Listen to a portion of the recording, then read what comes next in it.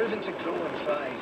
And with nearly 150 years of innovation and experience in grass seed, you're not getting filler. With Scotch, you're getting the best seed that's guaranteed to have your lawn looking its healthy best. So seed your lawn with Scotch and only Scotch. Seed it. 42, 43, $2.43. My girls are trying to break into the lemonade biz. It's rough out there. I told them to use email marketing from Constant Contact. It was the right choice for growing my small business, Go Time Fitness. Email really works because you know people are checking their inbox every day. Here comes the competition. With email marketing from Constant Contact, you'll have the tools to easily create custom emails that will work for your business. Plans start as low as $15 per month at ConstantContact.com. Fan 2020 Sports Time 803. A win's a win, even if it's ugly. Nets by 9 over Bobcats 105-96. Darren Williams 32 points. Nets in the number 4 playoff position. Knicks back in action this afternoon. They're in Oklahoma City for Kevin Durant and the Thunder.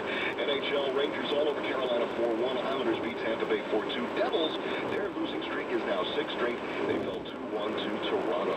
Join Chiefs tight end Anthony Fasano for the 6th annual Golf Classic, benefiting Reed Academy at the Montclair Country Club on the 6th of May. To join Anthony and many more NFL stars, visit lunarsportsgroup.com. WFAN weather, mixed clouds and sun near 60 today, 43 and calm.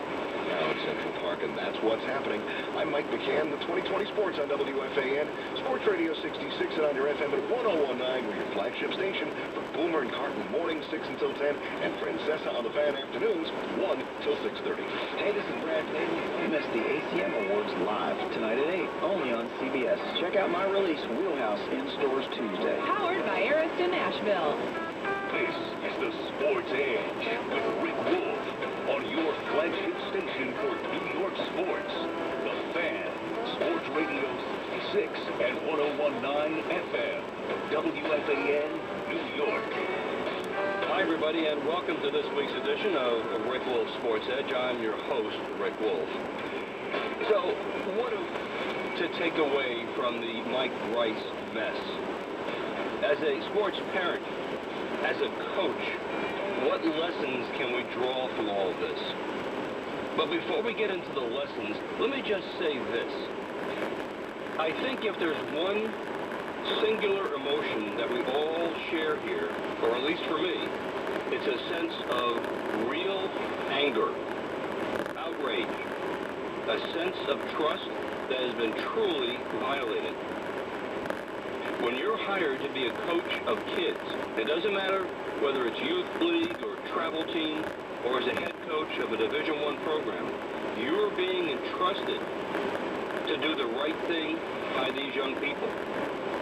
And in this day and age, I was hoping that coaches everywhere would have learned from the grievous mistakes of Bobby Knight when he was in Indiana, or even Bear Bryant when he was a young coach at Texas A&M.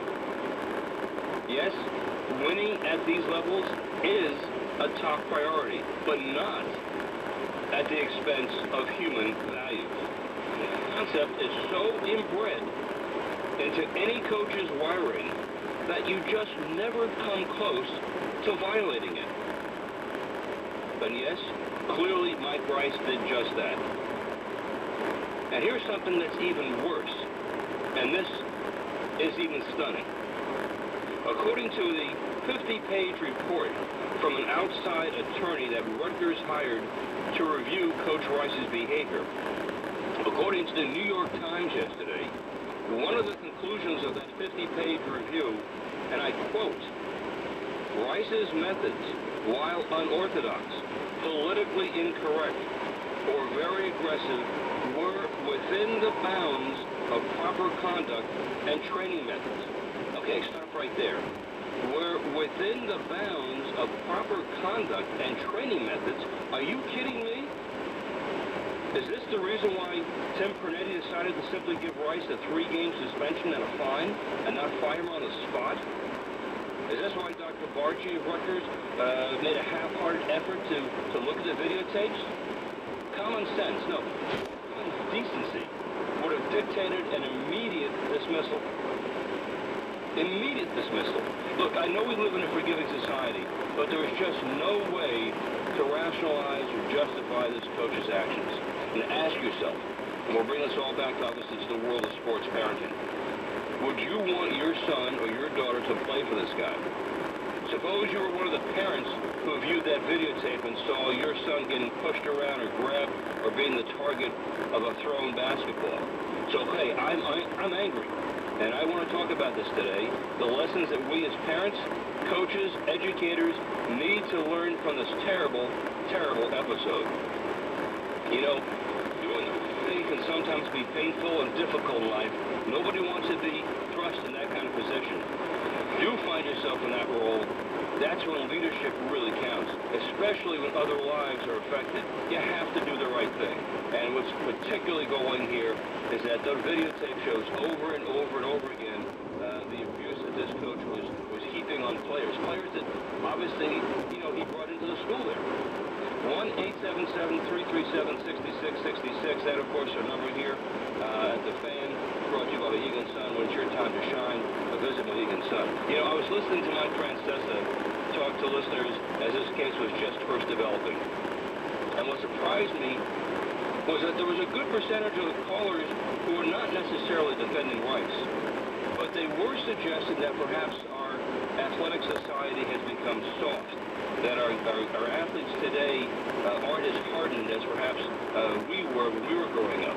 And somebody suggested that coaches back in the day routinely slapped football players on the helmet to get their attention, that coaches routinely push and grab players if they were out of position during practice. That the language, of course, was very much X-rated. And in truth, nobody really complained because that was just part of the societal fabric at that time. It didn't make it right, but it was simply a reflection of the times in which we lived. Mind you, this was the same world in which high school football coaches refused to give their players any water during the month of August, when obviously the heat and humidity was really piling on. It's amazing to me that more high school football players didn't die back in the day. In any event, Francesa was explaining to his callers that that was then, and it was stupid then, and it's stupid now. That it was stupid not to have given us water. It was stupid to scream and yell at your players and to lace it with profanity. And as a coach, you just can't put your hands on a player in a fit of anger. Nor can you throw basketballs at them. Nor can you say you simply got caught up in a moment, that you were frustrated, that there's no need for an apology here because apologies don't cut it. In short, coaches, if you can't control your temper, then quite frankly, you're in the wrong profession. It's as simple as that. And by the way, you have to be just as careful at what you say, because we've been focusing primarily about the pushing and grabbing, the throwing the basketballs, but the verbal abuse is just as painful, and it's going to be just as traumatizing to a young person as physical violence. So this is, as I said, just such a terrible setback. It is a lose-lose for everybody involved. I feel so much for the kids who play basketball at Rutgers and for their parents. It's just a complete collapse of just common